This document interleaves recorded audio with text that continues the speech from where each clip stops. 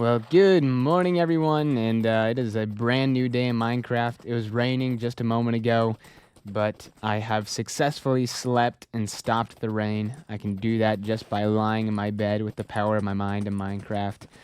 But yeah, that's kind of runs a little bit. Oh, there's a village. That's pretty cool. I'll have to go over there.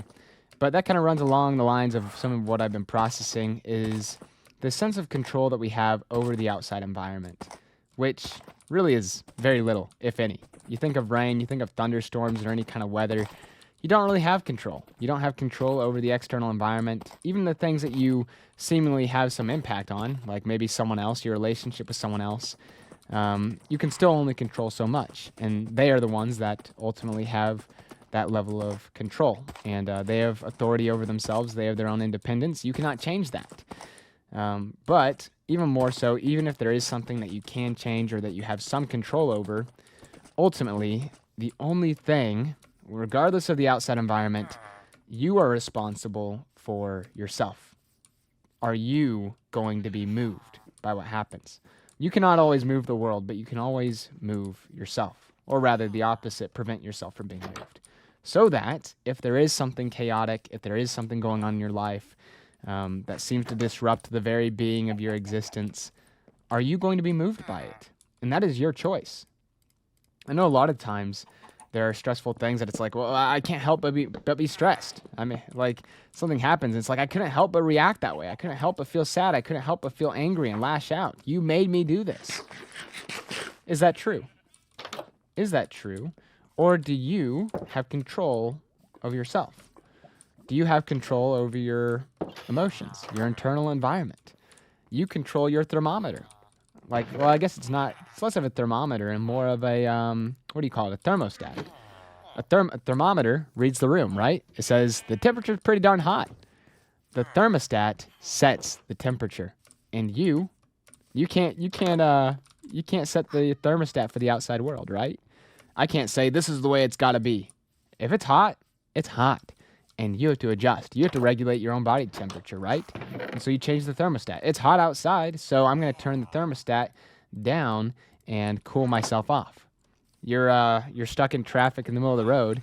Well, you can't change what the driver does. You could drive around them. You could speed. You could make some signals that are less than appropriate.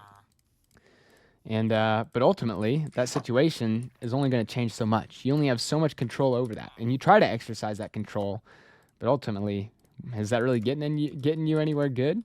Does that really help you? No. Afterward, you're left feeling flustered, unsatisfied, angered, irritated. You're letting the outside world control your temperature, right? Or your thermostat, either one, right? You're letting the outside world have an effect on your life today. Why? Why are you letting them do that? Why are you letting the outside world force you to live a less happy life? You're in control over your own happiness. It reminds me a lot of, there's a story of the concentration camps. There's a great book, Man's Search for Meaning by Viktor Frankl. And there he talks about, he was an inmate there, and he witnessed a lot of the people within, a lot of his fellow prisoners. And he watched as some of them lost hope and they perished because they didn't have the will to live. Whereas others still maintained hope and optimism. Some of them believed they still had families back waiting for them. Others had work to do when they got back. They had things that they wanted to create. They had a life that was worth living afterwards, so they could bear whatever the burden was of today. And one of the quotes that he says that has always been so incredibly impactful, kind of a guiding point for myself, is the last of the human freedoms is your ability to choose your own attitude. In any given circumstance, you have the ability to choose your own way. And so no matter what happens, you have control over your being. You have control over yourself, right? So that no matter what happens, no matter what situation you could be in the most dire circumstances, literally a prisoner, as some of these people were. Oh, that's cool. Frostwalker. Flint and steel. I need some of that. But you could be in the worst and most dire circumstances, but you control your attitude, and so you decide, that's not going to affect me. That's not going to become me, right? So you can choose. That's one of the greatest things about human beings, is that we can choose how we feel. We can choose our attitudes, and we can choose our outlook on life. We have control over our mind. And, unless, of course, your mind decays and you have amnesia or mind control, whatever you want to call it, right? But otherwise, that's one of our strengths. So why not use it? That no matter what situation we are in, we can choose what we're going to do. I mean, I think of, you'll hear throughout history, even some of the martyrs, like the Christians that died at the stake, and many of them died praising. Like they were singing and worshiping while they were on fire. And it's like, really? How do you do that? How in the world? That sounds so painful and awful. How were they able to control their internal state? Well, that's because the joy that was set before them was greater than the torture that they were experiencing. They believed in something that was much greater than what they were experiencing in that moment. And so it just shows you just the capacity that we have to actually choose. So that no matter if I'm stuck in traffic, if I receive a terrible diagnosis, if something bad happens to a family member, I choose my state. I choose where I'm at. Sometimes that means I have to let the bad emotions flow, and sometimes it feels like I have less control. Or maybe sometimes I want to allow myself to feel that and to go through some of that as well. I mean, you don't always want to limit negative emotions too. I think there's a very healthy means for those. But yeah, it's just allowing yourself to go through the situation, recognizing that you still have some control over it. That no matter what happens, you can blame the outside world, you can blame other people, but ultimately, you're responsible. I mean, you could try to push that burden onto someone else. It's your fault. You did this. You can always point the finger. It's so easy to do so because it's a protective mechanism. It protects you from having to feel guilty, to feel shame, like you did something wrong. But instead, maybe we should be pointing the fingers back at ourselves. Okay, I'm in a terrible, hopeless situation, but I'm responsible for my state. I'm responsible for how I react. Why not take on that responsibility and put the pressure back on yourself? Because that's actually more of a strength. It feels like a weakness because you're taking the responsibility, which in turn kind of implies that maybe I failed, maybe I made a mistake, maybe I'm not good enough, right? I think that's kind of the fear that will pop up sometimes, is that if we put the pressure on ourselves, it means that, maybe I made a mistake. It's my fault, right? But instead, what that should do, by putting the pressure on yourself, it gives you control. It says, I'm responsible for this situation, so I'm the one that gets us out. I'm responsible for my state, so I can change it. It gives you that lever of control, rather than saying, it's your fault, and my situation will never change because you hold the reins over my life. It's because of this driver ahead of me. It's because of my mom. It's because of my childhood. It's because of this diagnosis. It's like, whatever happens to you, you can say that, but does that give you any freedom? Or are you just like, wow, I guess I'm enslaved to these invisible forces that aren't even real, right? Get out of here. Get out of here, punk. You're ruining my... Darn it. Gosh darn it. You're ruining my vibe over here. But it's like you're allowing these external forces to have control over you rather than taking the responsibility for your own life and finding and carving a way forward regardless of the circumstances. Let me just feed these sheep real quick. Bum, bum, bum, bum, bum. Look at that. See, look, I'm creating this little sheep garden over here. And we got cows and whatnot. Pretty cool, right? Darn noisy animals. All right. Get out of here. Yeah, stop going around those punks. All right. But yeah. So one of the things is just choosing your attitudes. Choosing your own attitude in any given circumstance. You're responsible for the way that you feel, and you can control that. I think of it kind of like, because if you think about it, think of it like tabs on a computer, right? You could have like 30, 40 different tabs open. You could literally have any website that you want pulled up on your computer. Like, I might be interested in certain things. You might be interested in completely different things. But I get to choose what tabs I look through. I get to choose what tabs take up my time because that's what I want to focus on. I could be pulling up look at the channels on YouTube that you're subscribed to. What are the influences there? What are the things that are common among them, right?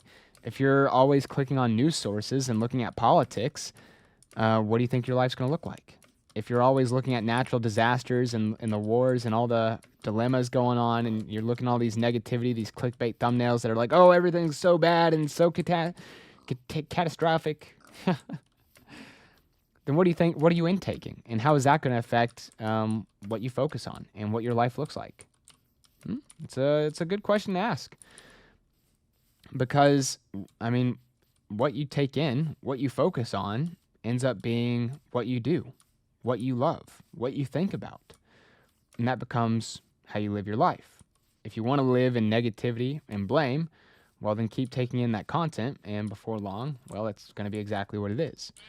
But I get to choose the tab. So if I don't want to watch news anymore, I switch to a different tab and I intake something that is more aligned with my goals, with who I am, with the person that I want to be and grow up into, right? I have that control. If I don't, like, I pick the people I want to be subscribed to. There's a lot of toxic and negative people on YouTube, but I'm not subscribed to them because I don't want to be like him. I don't want that kind of influence in my life, and I don't want to be thinking like that. You know what I mean? And so in the same way, I can also choose my emotional state. I can choose what I think about. I can choose the things that are on my mind. Those things are going on in the world. Those things are going on in my head. There's still some lingering there, but at the same time, I have that freedom of choice.